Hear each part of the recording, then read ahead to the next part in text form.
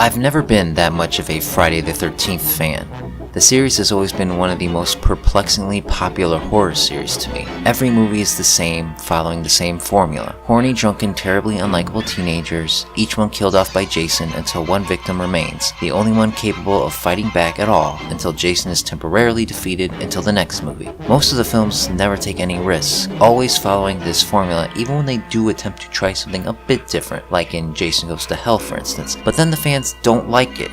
Justifiably so the franchise reverts back to the tried and true formula that made this film series the hit that it is. Friday the 13th's biggest problem has always been that its premise is too simple to build a franchise on. Its appeal is purely carnal, and so it can't stray too far from that without becoming something else. This is why I've always been more of a Freddy fan myself. Not only is he an inherently more interesting character than Jason, but his series, while containing its own missteps, is way more imaginative and innovative than Friday the 13th. And if you go back and actually watch the earlier films again, the kills just don't really hold up anymore. They're quite tame actually, and the films censor themselves a lot more than I remembered, oftentimes cutting away before you can even take them in, which is kind of the point of this series. Without the kill shot, all I'm doing is watching a movie with no interesting characters for me to care about, making the viewing process increasingly boring. But there's no denying the impact Friday the 13th has had on filmmaking and popular culture. Jason and his iconic hockey mask has embedded itself into the lexicon of Western society. Even if you've never seen any of the films, you still know who Jason Voorhees is and what he does. And regardless of how I or anyone else feels about the artistic merits of this series, there is value in that. After all, if the franchise was as empty as it appears at face value,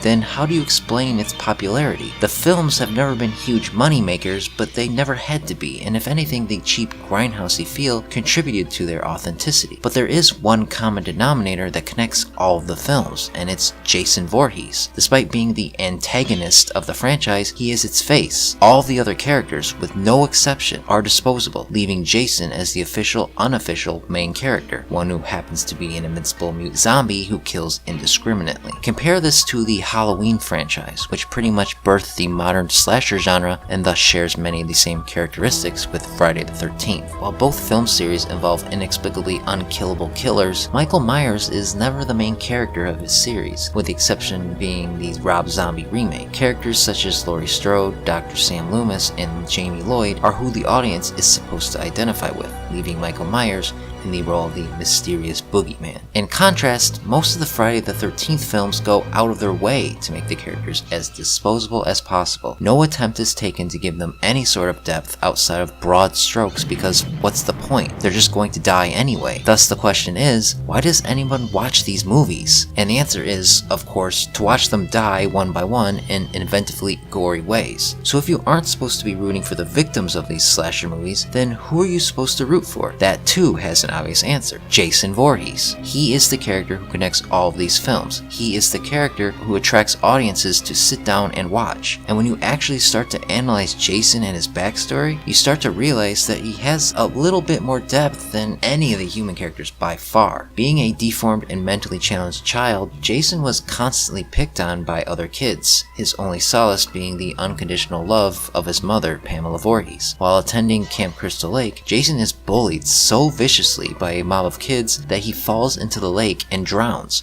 all of which is ignored by the camp counselors because they are too busy having sex instead of responsibly watching the kids. Upon reopening years later, Pamela Voorhees targets a new batch of counselors in a fit of revenge, only to get decapitated by the final girl. Somehow, in a way that is never quite explained, Jason is resurrected, his sole mission being to avenge the death of his mother by killing those who trespass on Crystal Lake, though later films take him outside of this location. While Jason is happy to kill anyone, he specifically targets teenagers, especially the ones who engage in drug use and premarital sex, the very same activities that distracted the counselors who were supposed to be protecting him. Basically, Jason as we know him wouldn't exist were it not for these activities and the attraction they have with those in the prime of their sexuality. Thus, Jason is a form of divine punishment in a way that doesn't care who you are or what you've done. He is a simple boy who only knew the love of one person, a person who was taken from him by the same kinds of people who inadvertently killed him. From this point of view, we are all just as guilty as everyone else because, with the exception of a few, we are all basically the same, driven by the same primal urges